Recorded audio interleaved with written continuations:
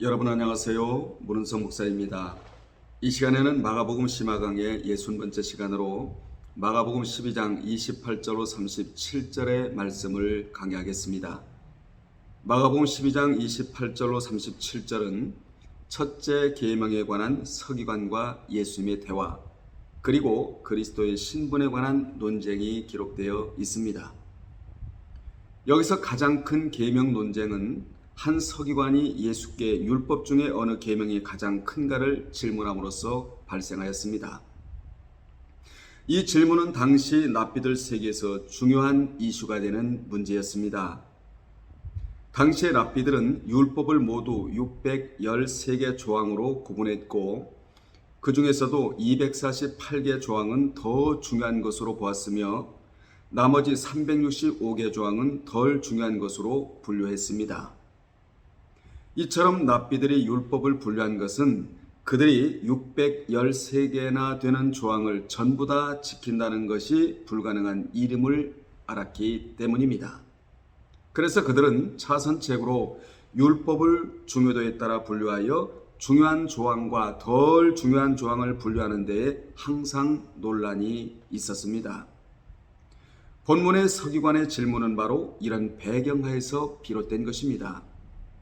예수께서는 율법사의 질문에 대해 첫째 계명으로 하나님을 사랑하라와 둘째 계명으로 이웃을 사랑하라 라는 것을 제시하셨는데, 이는 성경의 어느 특정 계명을 제시하신 것이라기보다는 구약 성경의 모든 율법을 관통하는 계명이자 율법의 근본 정신을 말씀해 주시고자 하셨던 것입니다. 이를 바울은 로마서 13장 8절로 10절에서 피차 사랑의 빚 외에는 아무에게든지 아무 빚도 지지 말라. 남을 사랑하는 자는 율법을 다 이루었느니라. 간음하지 말라, 살인하지 말라, 도둑질하지 말라, 탐내지 말라 한 것과 그 외에 다른 계명이 있을지라도 내 이웃을 내 자신과 같이 사랑하라 하신 그 말씀 가운데 다 들었느니라. 사랑은 이웃에게 악을 행하지 아니하나니 그러므로 사랑은 율법의 완성이니라. 이렇게 말해주고 있습니다.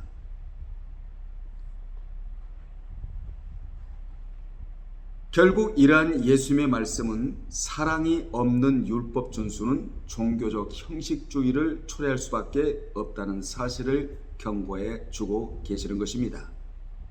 28절에 보면 서기관 중 한 사람이 그들이 별로라는 것을 듣고 예수께서 잘 대답하시는 줄 알고 나와 묻되 모든 계명 중에 첫째가 무엇이니까? 라고 질문을 드렸습니다.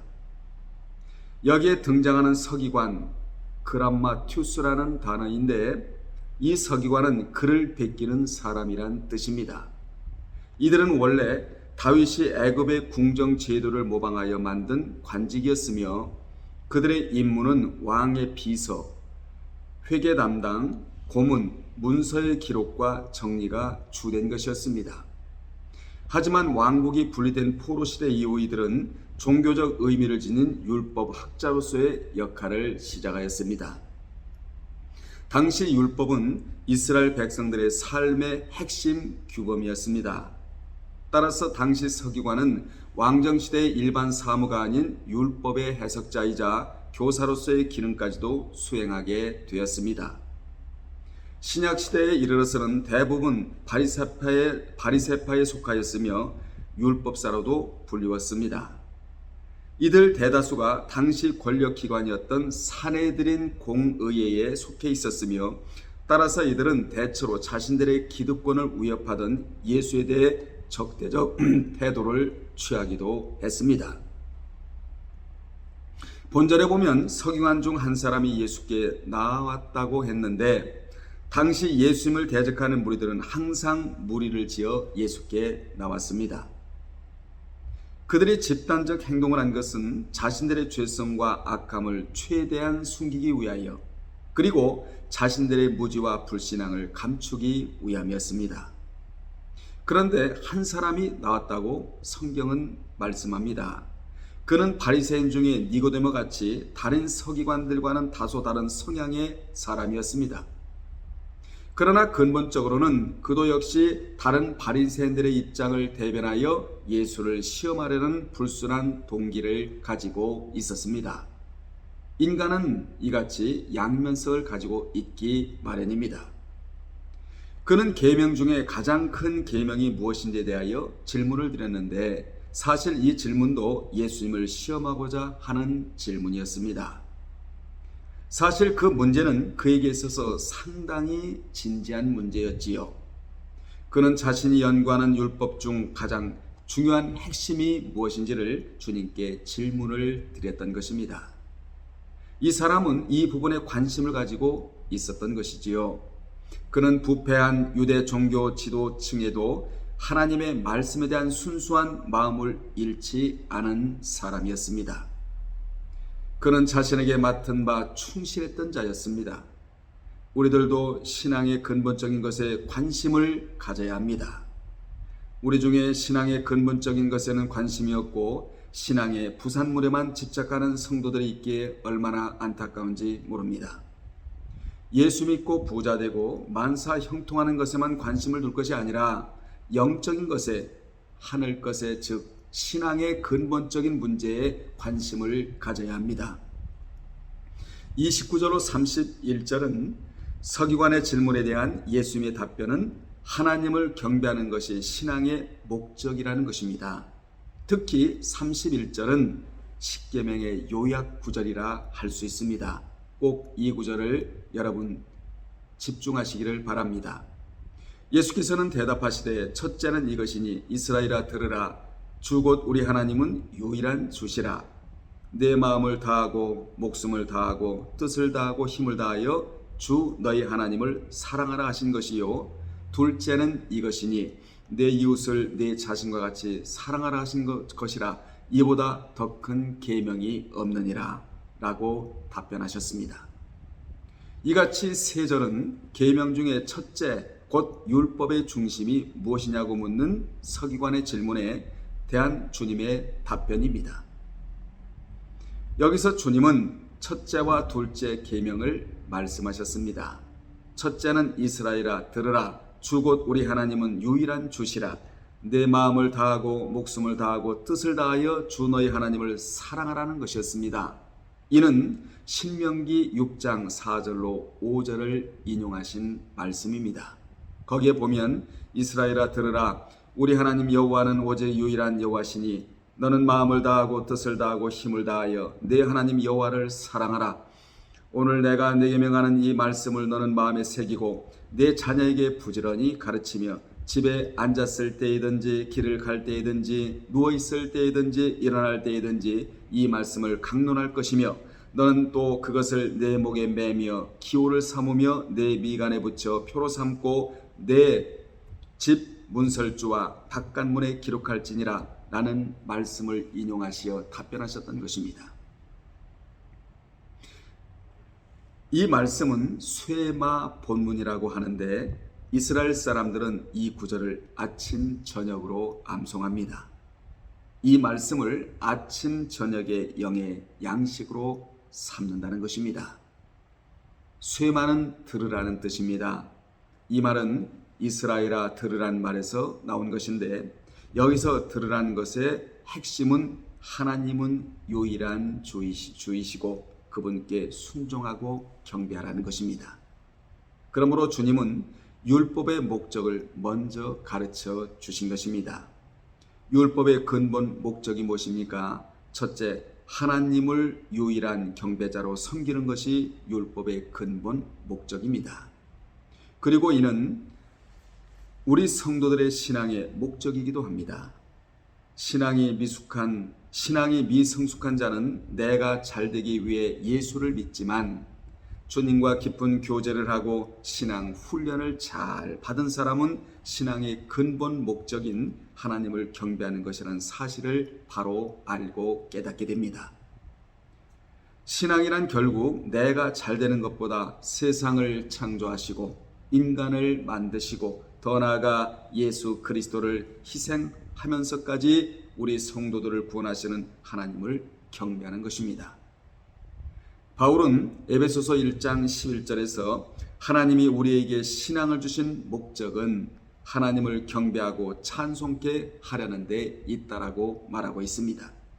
그러므로 우리의 행복도 고난도 물질도 재능도 시간도 다 결국은 그것들을 통해 하나님을 섬기고 경외하는 목적으로 주셨음을 알고 신앙생활을 해야 합니다.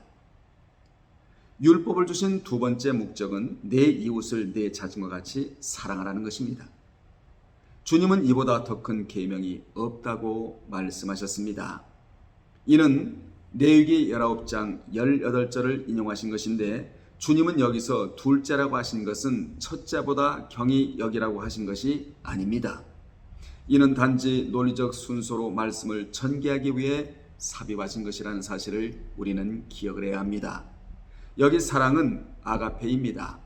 이 사랑은 우정이나 동정과는 다른 아무 조건 없이 우리를 순수하게 사랑하시는 하나님의 사랑이 곧 아가페의 사랑인 것입니다. 이 사랑으로 이웃을 사랑하라고 말씀해 주신 것이지요. 하나님께서 나 같은 죄인을 자녀로 삼아 주셨으니 이웃을 용서하는 것은 당연한 것입니다. 여러분, 이웃을 용서하는 것도 사랑 행위라는 것을 우리는 알아야 합니다. 내 힘과 취향과 노력으로는 사랑할 수 없는 사람도 하나님 사랑으로 사랑하면 능히 사랑할 수 있다고 요한일서 4장 11절에 기록되어 있습니다. 32절로 33절은 참 지식인은 주님 말씀을 진리로 인정한다는 말씀입니다. 본절은 가장 큰 계명과 관련한 서기관의 질문에 대한 주님의 답변을 들은 그의 반응에 대한 말씀으로 서기관은 주님으로부터 답변을 듣고는 선생님이여 옳소이다. 하나님은 한 분이시요 그 외에 다른 이가 없다 하신 말씀이 참이니이다.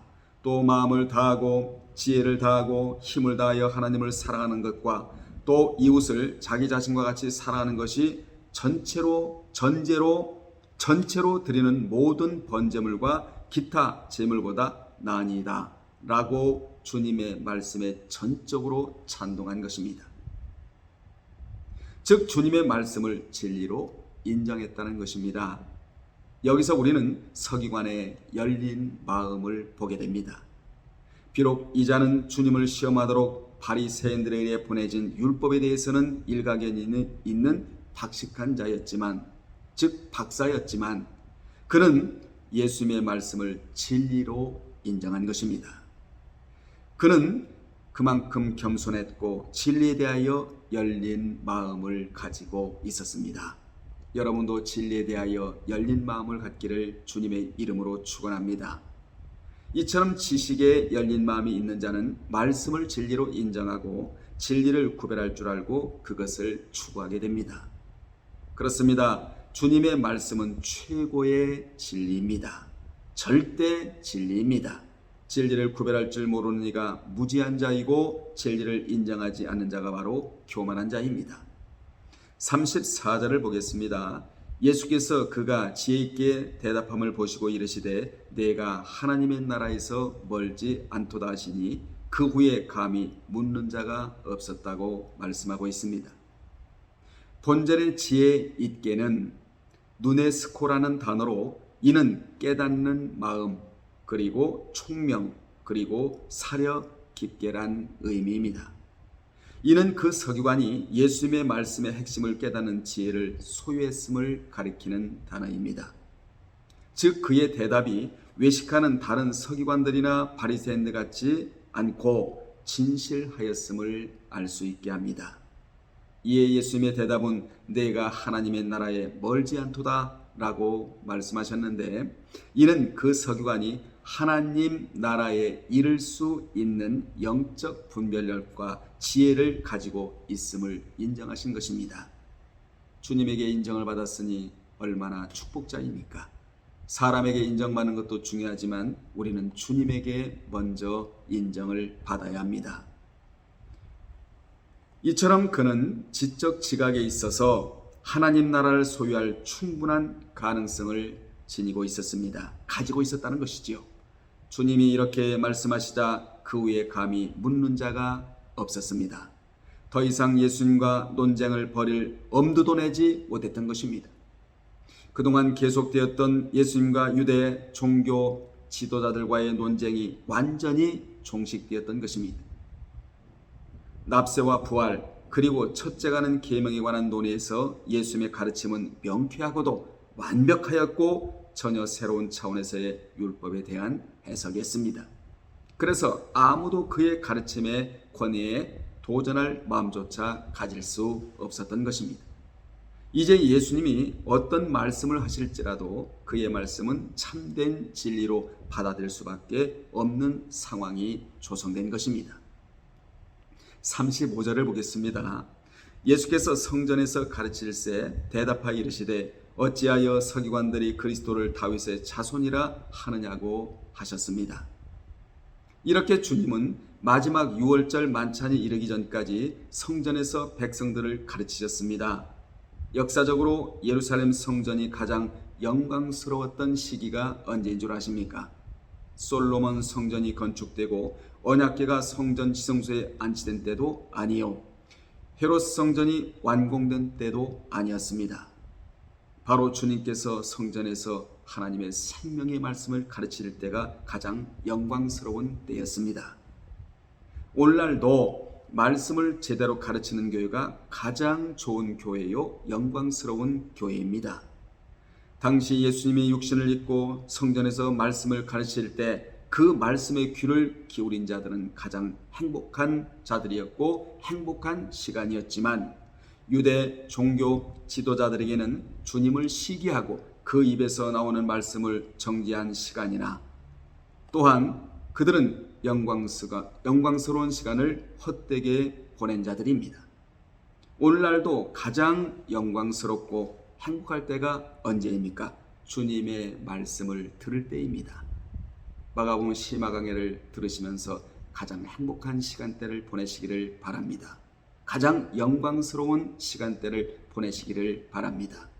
36절에 보면 다윗이 성령에 감동되어 친히 말하되 주께서 내 주께 이르시되 내가 내 원수를 내 발 아래에 둘 때까지 내 우편에 앉으리라 하셨도다 라고 말씀하셔서 주님은 시편 100편 1절을 인용하시어 다윗이 그리스도를 주님으로 섬겼다는 사실을 강조하신 것입니다.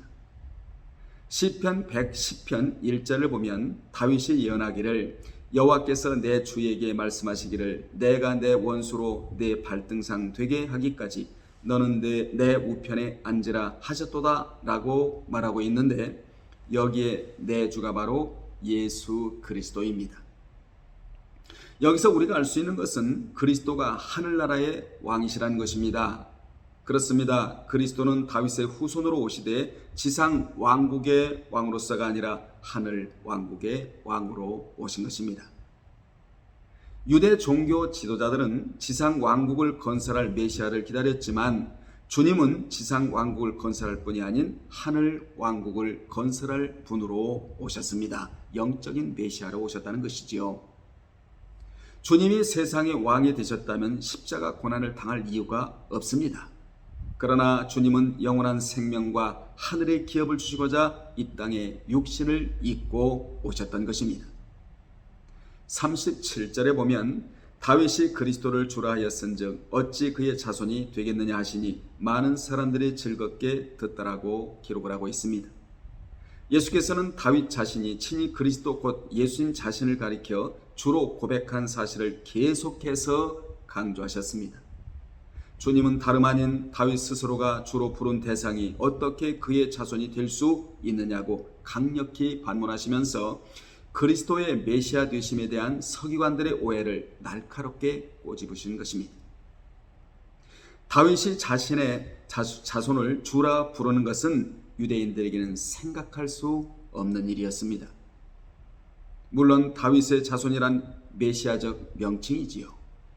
이 명칭은 그리스도의 공생애를 통해 여러 차례 불려졌고 예수님은 그것을 부정하지 않으셨습니다.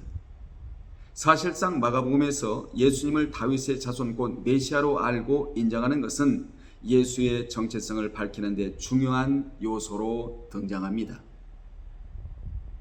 하지만 거기에서 멈추면 안 됩니다. 예수님의 진정한 정체성에 대한 논의는 그가 하나님의 아들이심을 드러내는 데 있기 때문입니다. 그리스도가 육신으로는 다윗의 혈통으로 나셨지만 영으로는 하나님의 아들이시며 만인의 주가 되신다는 것을 인정해야 합니다. 이를 바울은 로마서 1장 3절로 4절에서 그의 아들에 관하여 말하면 육신으로는 다윗의 혈통에서 나셨고 성결의 영으로는 죽은 자들 가운데서 부활하사 능력으로 하나님의 아들로 선포되셨으니 곧 우리 주 예수 그리스도시니라 라고 말하고 있습니다. 예수님은 아브라함과 다윗의 자손이셨지만 아브라함이 나기 전부터 계셨고 태초부터 영존하시는 로고스이시며 하나님의 아들이신 것입니다. 요한복음 1장 1절에 기록되지 않았습니까? 예수께서 다윗 자신이 친히 그리스도 곧 예수님 자신을 가리켜 주로 고백한 사실을 계속해서 강조하시자 백성들은 즐거운 마음으로 받아들였습니다. 단지 그의 말씀만을 즐겁게 받아들이는 것이 아니라 예수님 자체를 즐겁게 받아들여서 그의 말씀을 달게 받아 먹었던 것입니다. 이 은혜가 여러분에게 있기를 바랍니다. 이러한 태도는 틈만 나면 예수님을 시험하고 논박하고 넘어뜨리려고 애썼던 유대 종교 지도자들의 태도와 극명한 대조를 이룹니다. 여기 듣더라의 단어가 아코라는 동사인데 미완용으로 쓰여서 그 백성들이 계속적으로 예수님께 호감을 가지고 그의 말씀을 들어왔음을 보여주는 단어가 바로 아코라는 동사입니다. 그래서 예수님을 잡으려는 사내들인의 시도는 번번이 예수를 메시아로 생각하는 백성들에 대한 두려움으로 인하여 무산되었던 것입니다. 그렇습니다. 우리 주님의 말씀을 잘 받아들이면 어떤 악한 세력이나 존재들이 감히 틈을 탈 수가 있겠습니까? 여러분, 우리 하나님의 말씀을 아코라는 동사가 오늘 본문에 나와 있듯이 미완료형으로 여러분들은 주님에 대한 호감을 가지시고 계속적으로 말씀을 받아들이신다면 악한 세력의 방해가 우리를 괴롭히지 않을 줄로 믿습니다. 결론 내리겠습니다. 유대 율법 학자들은 평소에 어떤 계명이 가장 중요한지에 늘 연구해 온 자들입니다. 그러나 주님처럼 한마디로 율법의 핵심을 정의한 학자는 없었습니다. 주님은 진리시기에 진리에 대해 명확하게 말씀해 주셨던 것입니다. 그러므로 우리가 인생의 문제, 신앙의 문제를 만나게 되면 주님께 나아가야 해결을 받을 수가 있습니다. 나가서 주님의 말씀에 주목을 해야 한다는 것입니다.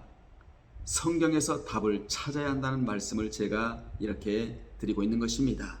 그래서 성경으로 돌아가야 합니다. 그러면 모든 문제를 해결받을 수가 있습니다. 여러분은 주님께 즉 성경으로 돌아가 복된 인생을 설계하시기를 주님의 이름으로 축원합니다. 다음에 또 전해드리겠습니다. 주님 안에서 행복하십시오. 할렐루야.